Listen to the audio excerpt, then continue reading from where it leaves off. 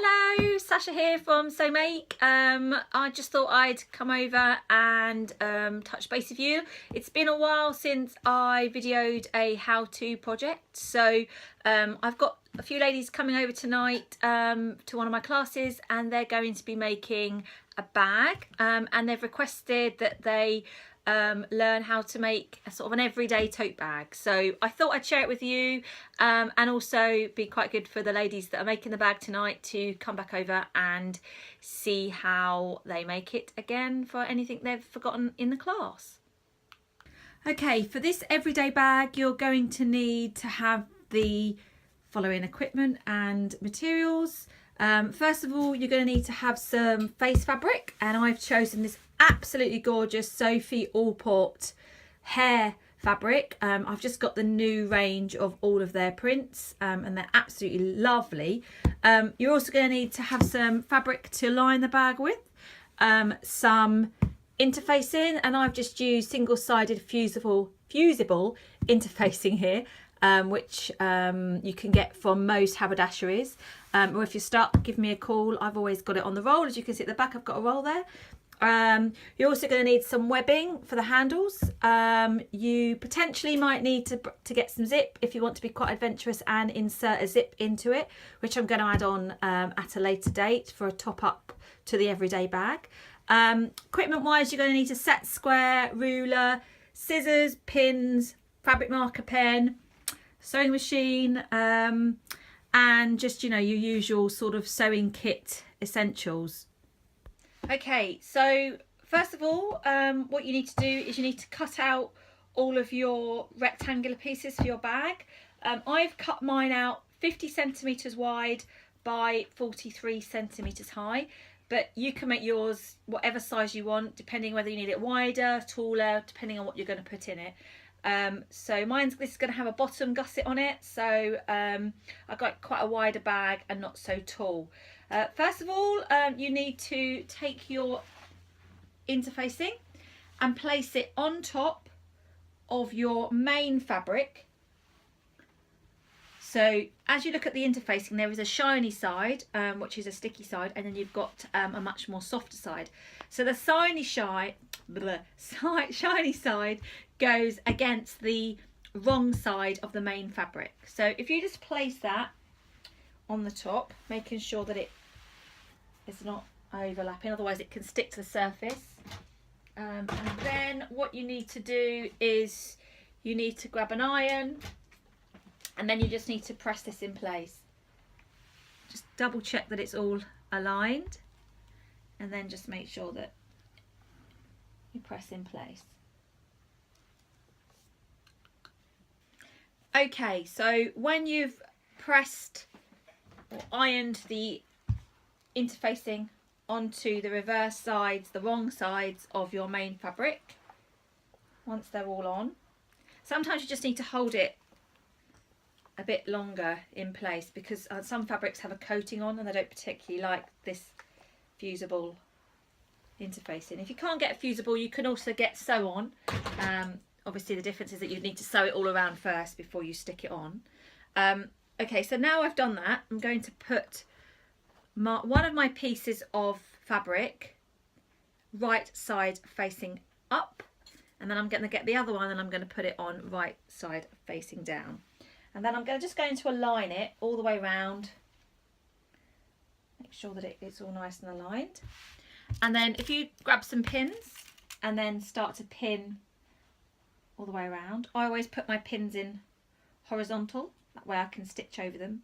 Just make sure that where you're going to be stitching the stitch line, the pins are sort of in between the stitch line, if you know what I mean. I'll show you what I mean. So yeah, I'm going to be stitching along here, so my pins are positioned either side of where I'm going to be stitching. So if you just carry on all the way around. Okay, so I've pinned all the way around both sides and along the bottom. I'm going to take this over to the sewing machine now, and starting from the top right edge, I'm going to machine stitch, straight stitch, a 1.5 centimetre seam allowance from the raw edge in, all the way along the side, and all the way along the bottom and all the way back up the other side. So I'll start on one side and I'll end up at the top. Don't forget to secure stitch the top of these just so that it keeps it in place. Okay, so as you can see this okay. So I'm going to position this on my machine, 1.5 centimetres in on the top. Now, a good tip on here is for people, especially if you're quite new at using a sewing machine and you're not quite confident in sewing a straight line, is I've just got some of this craft tape. You can use any tape really. It could be paper tape, as long as it's sort of sticky on one side. And then you can just rest that along where your 1.5 centimetre is, and then place that along the machine on the guide. If you haven't got a guide, it's also quite handy if you haven't got a guide, because you can measure in 1.5 centimetres and then just put your tape in, and that way you're not so much concentrating on anything other than the tape really. So just start off, like I said, with a really good securing stitch at the beginning, and then just start stitching all the way down to the bottom.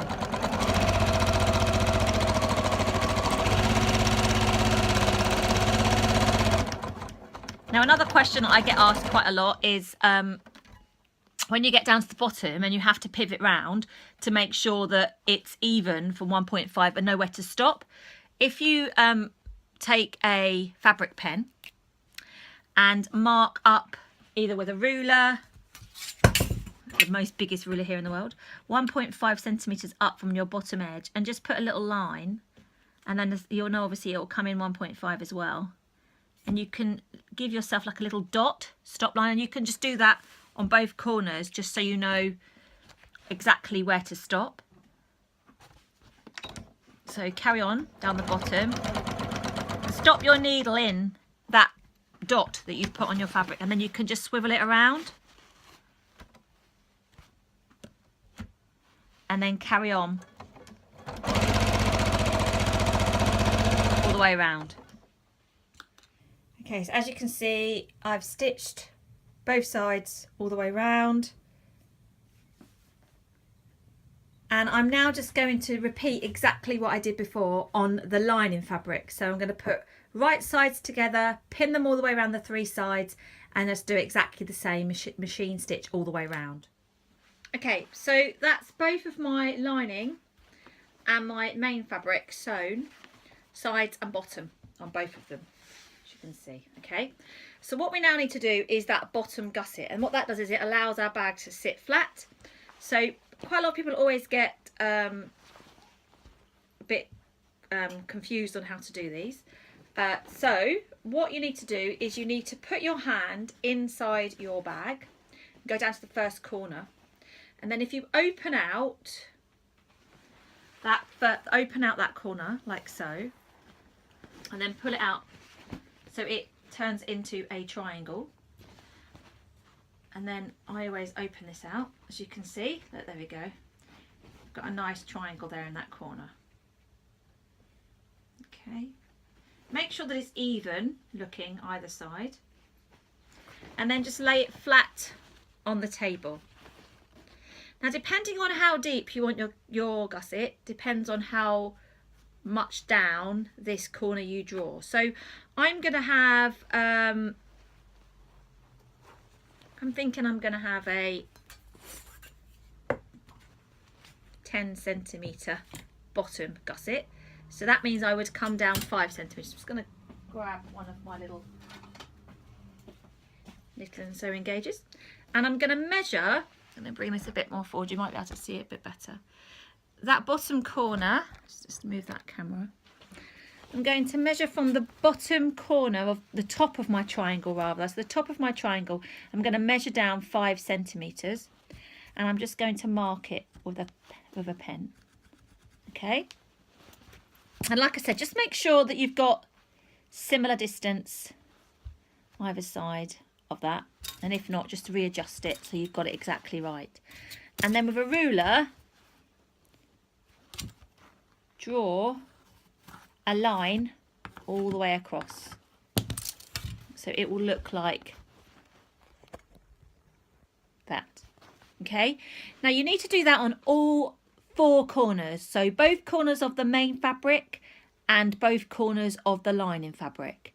Once you've done that, you then take it over to the sewing machine and you stitch across here.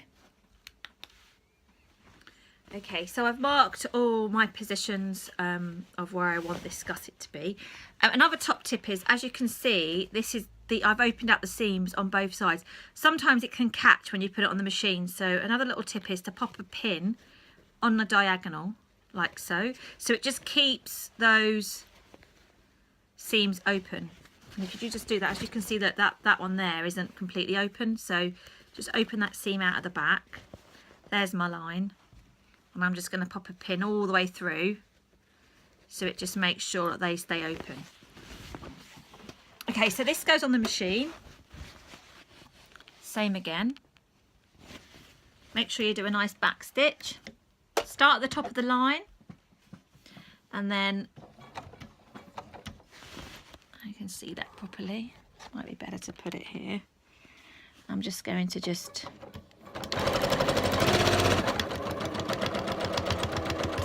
don't worry about that pin, it's completely fine.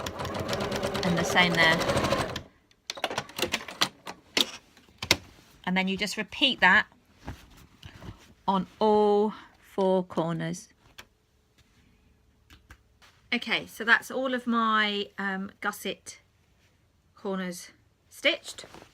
So what I'm going to do now is I am going to take a pair of scissors and I'm going to trim about 1 centimetre away from my stitching, and I'm going to do that on all of the corners. This just gets rid of all the excess that you don't need, that can make really bulky corners, and we need nice crisp sharp corners, and you can especially see with all that heavy fabric and also with the interfacing. So yeah, just cut that away like so. Take that pin out and then cut that again. There we go. So now if I was to turn this through, you would see, just move this over a bit, you would see that our bag is beginning to take shape. Just to give you an idea of what's happened here. Now if you had a fabric that didn't have a print that had to go one direction, you can almost do this in one piece. So instead of having 2 separate pieces, you can have one long piece and then join it together, and that way. And as you can see, we've got like a nice pointed bottoms on both of these, and it's just a nice size as a bag. Okay, so this is the point now where you've got to decide whether or not you want to put a zip in. On this one I'm not going to put a zip in, I'm going to make it really straightforward for you. So what you need to do on this one is, and I've just remembered a flaw in my video, is I just realised I haven't left the bottom open. So sorry, along the bottom of my lining fabric, now I'm just going to totally confuse you. So along the bottom of my lining fabric, I needed to have left a gap for turning through. So what I'm going to do is I'm just going to unpick about 8 centimetres in the middle, in the middle of that bottom edge, like so.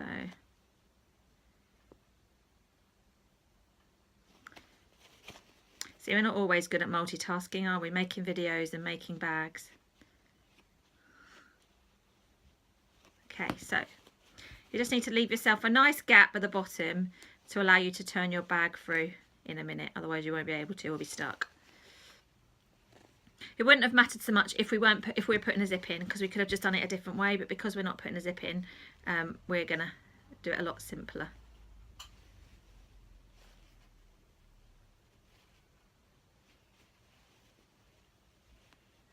Okay, so the lining has a nice hand size hole in the bottom.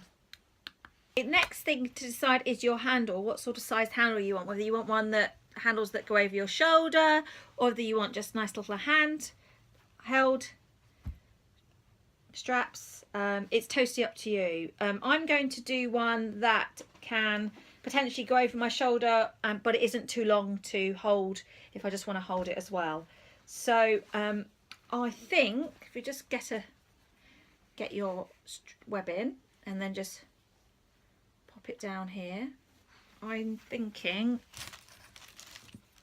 probably around about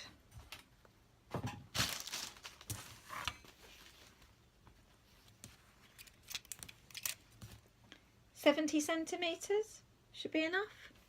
Okay, so I'm going to cut 2 straps at 70 centimeters. So just get a ruler and then just measure on here 70. Your first strap, and then just cut 2 straps. Once you've done one, you can just use the other one as a guide to cut. Just make sure they are exact though. You don't want wonky bag handles. Okay, so, and I've just used some 3 centimeter webbing, which is brilliant for bags. Okay, and it matches very well with this. So now what you need to do is you need to find the center point of your bag. So again with a ruler, let me just move this over here so you can see a bit better. I'm going to find the center of my bag, which is 47. So I just need to divide that by 2, which is 23.5, and then just put a pin where your center point is. Then decide kind of where you want your bag straps to be.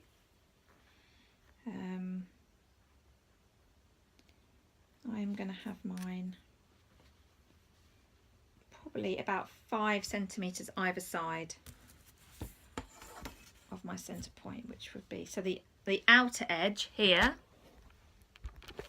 as you can see, will be 5 centimeters either side, which is quite a nice size. Okay,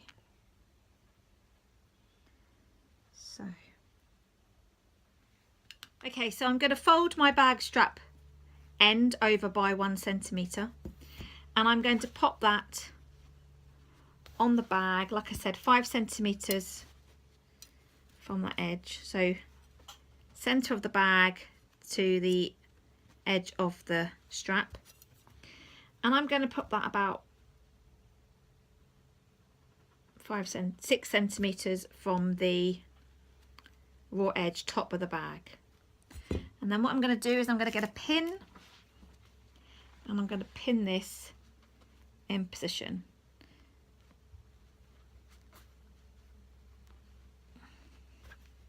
Just double check it's even. We don't want a wonky bag strap. Pop a couple of pins in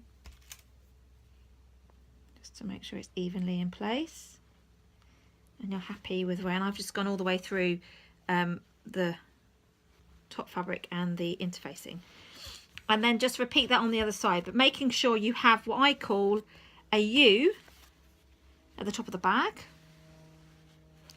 You can see we don't want no twisted straps, so if you just make a nice U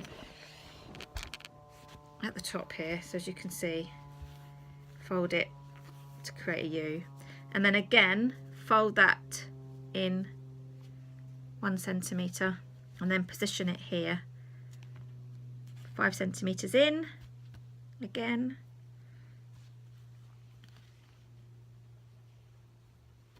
using a ruler to make sure it is 5,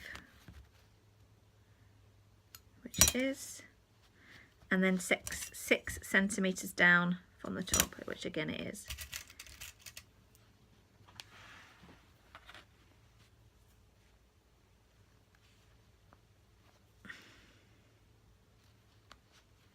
Take your time with this, make sure it's all pinned in properly, and mind your fingers. You do have to put a bit of pressure on it to get it to go through all that fabric and wadding. Okay, right, so you can see that's pinned in position. Okay, repeat that on the other side, and then we're going to take it over to the machine and we're going to machine them in place.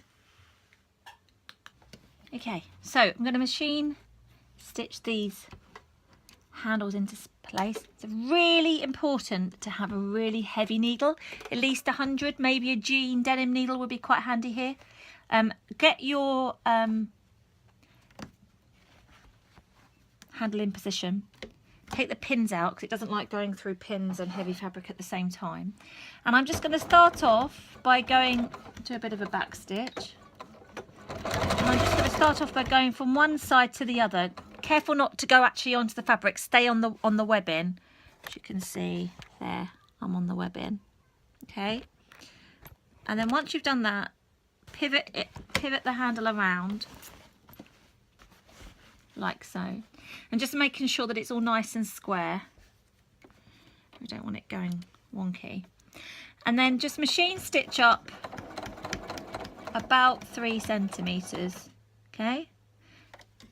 Again, pivot round.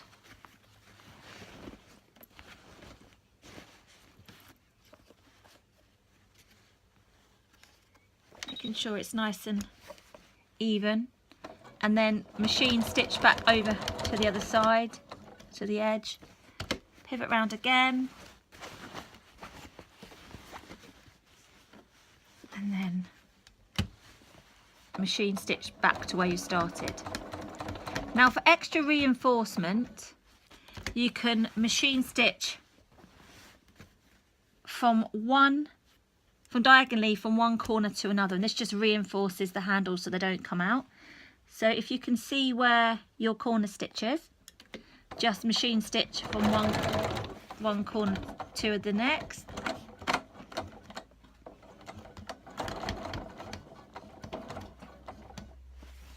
And then go back along the top where you were started. And then repeat on the other diagonal as well. So you're going from one side to the other. Just be careful that you don't get the other side of the bag caught underneath as you stitch. And that will give you a really nice, tricky to see because I've stitched it in exactly the same colour as the webbing, which you could do a contrasting colour if you want to, but it's probably better. I'll just trim off the back to show you the back. And it makes a nice little cross, which is on the front, and that just makes sure it's nice and strong. If your machine gets a little bit cross and doesn't want to stitch, a good tip is to increase the stitch length. My stitch length currently is on 2.8, but if you're struggling, you might want to put it up to 3.5. And if you're worried about the size of the stitch, just do a couple of extra stitches along. Now repeat that on all the handles, so there's 4 in total, and then we'll be on to the next stage. Okay, so now I've sewn all my handles on. What I need to do is I need to take my lining fabric, I need to open out my lining fabric, and don't forget it's got the little holey in the bottom. Okay, and now you need to pop your main fabric piece inside the lining. Okay, can you see? So basically the right side of the lining and the right side of the main fabric will be together, and then starting on the corner, on the side seams, rather not the corners, the side seams here, align the tops of both of your side seams, make sure that they're both open, so that's open like so, okay, and that side's open. And this is crucial if you're a bit OCD like me and you like to make sure everything is lined up. Make sure that both of those lines on those side edges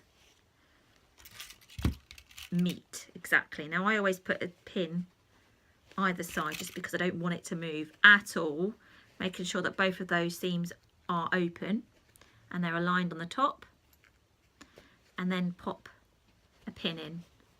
Okay, and then repeat the same on the other side, opening out your seams.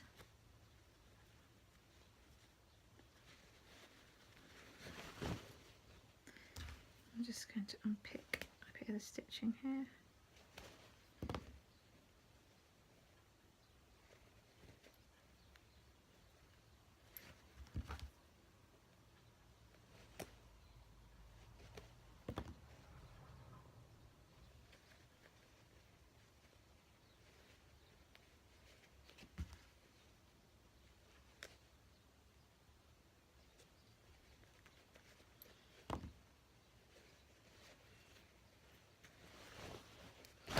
so it can be a bit fiddly. I always feel like I've got chunky thumbs. Can you see? I lined it there. Making sure it's all nice and aligned, not move out of where it should be. And then again, just pin. Okay. Pin those in. Now pull this so it's nice and flat, and you should have nice even. Make sure that, that bag handle is tucked inside as well. You don't want those outside. And then I always start from the middle. So I pull this out nice and flat. I find my middle, and then I pin. And then I carry on finding the middle of the next two pins. So a side pin, middle pin, aligning my top edges, and then just pin again. And then just put a couple more in, just to be sure. You don't really need pins any more than sort of 5 centimeters apart. And then repeat that here as well. I'm just going to continue going round. Okay, so as you can see, I've pinned all the way around. Now I always start off, you don't have to, but I always start off on one of my side seams. I'm using my hybrid machine, which is semi-industrial machine. So as you can see, it's got I can't remove the plate to allow me to pop my bag underneath. So most machines that you'll have, domestic machines, will have that sleeve arm that you can remove. It will just make your life a little bit easier when it comes to doing this. But yeah, mine doesn't have that, so I'm just going to be along here. Now, again, using a 1.5 centimeter seam allowance, I've just kept my tape on from where it was before. I'm going to just position my bag edge along that. Start with my needle in. You don't have to worry about a secure stitch if you don't want to, because we're going to over sew when we get round. And we're just basically going to stitch all the way. As you can see here, I've got it positioned. We're just going to stitch all the way round from one end to the other. So you'll start in one place and you'll finish off in the same place you started.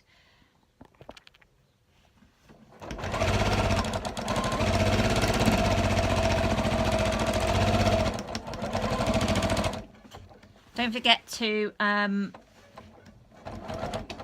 change your stitch length if you were on quite a big stitch length before.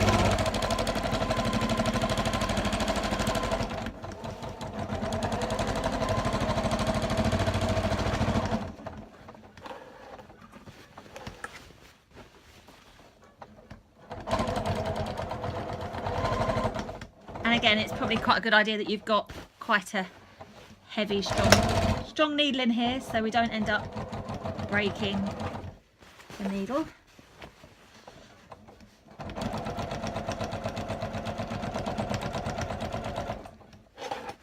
Keep going all the way around, nearly there.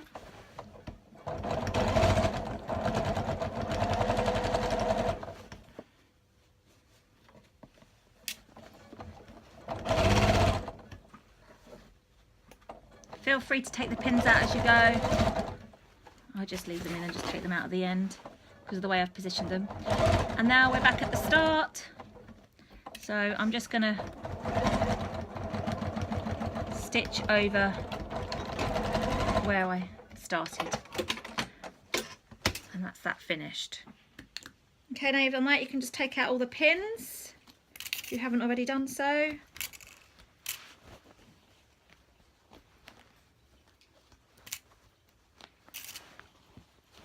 Make sure you've got rid of them all, you don't want any turned inside, so all my pins have come out. And then what you need to do is you need to start feeding your bag through the bottom of your lining, and it will start to feed through, depending on what size hole you've done. Generally a hand size hole is big enough to feed it through. Quite simple once it started to go. There we go.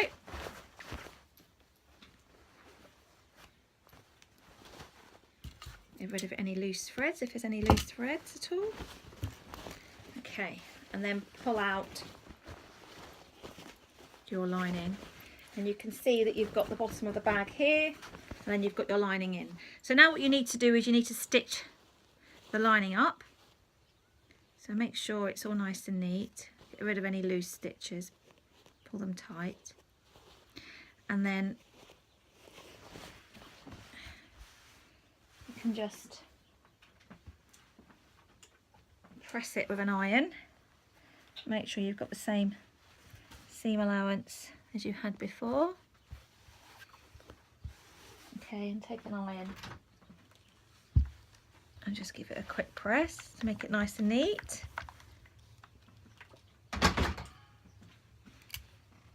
Couple of pins to hold it in position, making sure it's nice and aligned. As you can see, it's aligned there. Okay, and then I'm just going to trim off these loose threads. Now you can either hand sew that in place if you want to. I'm going to cheat just for demonstration purposes, and I'm just going to take this back over to the sewing machine, and I'm just going to stitch that close. So starting, if you see where your stitches started and finished, just start a little bit before and then go all the way over. So as you can see, stitch that in place. Now what you then need to do is feed that back inside the bag, and that will become your lining. Pull all that out.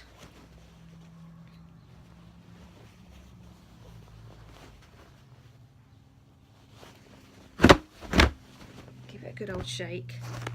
Make sure you've got quite a nice top. And then what I do with an iron is I pull your handles out of the way. Lay this nice and flat. Make sure it's all pulled out so it's at the top and it's nice and flat. If you've got any loose threads, just remove them. And then I just slightly have my lining just slightly inside, probably about 2 millimeters. As you can probably see there, about 2 millimeters. And then if you take an iron, you can press that open there, so it's nice and flat. And then just continue that all the way around.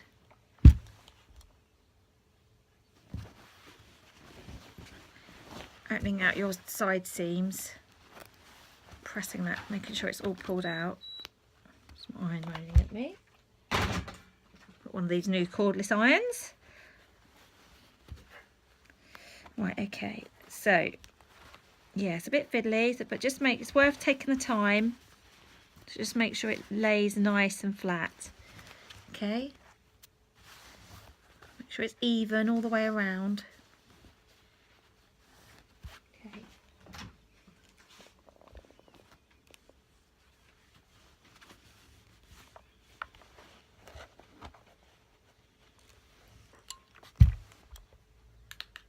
Okay, so as you can see, that's all really nicely pressed inside.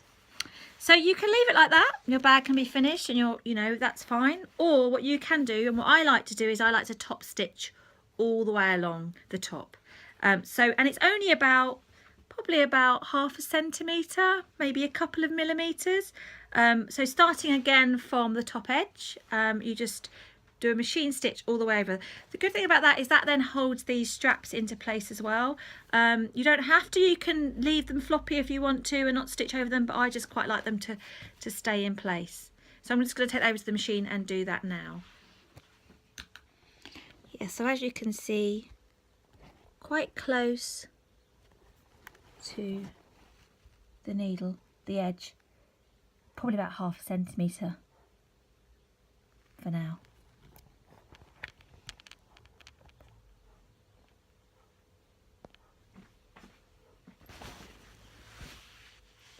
So there we have it, one finished everyday bag. As you can see, all lovely and finished. I've just pressed mine, but yeah, lovely. And it's got a nice lining. You can always add a pocket to this as well. You could add a popper here to make sure that it fastens and you don't open it. But this is just a very simple everyday shopping tote bag, and very inexpensive. The fabric cost me £25 a metre. The webbing was a couple of pounds, the lining was about a fiver, which, you know, you could easily make 2-3 bags out of. So brilliant for girlfriends, mums, sisters, or just having your own tote bag to go around town. What do you think? I love it.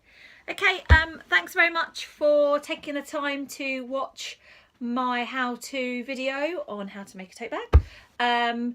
Please feel free to subscribe to my YouTube channel, and share away with all of your friends and family on all the social media. And I look forward to showing you some more how-tos in the coming year. Take care for now. Bye.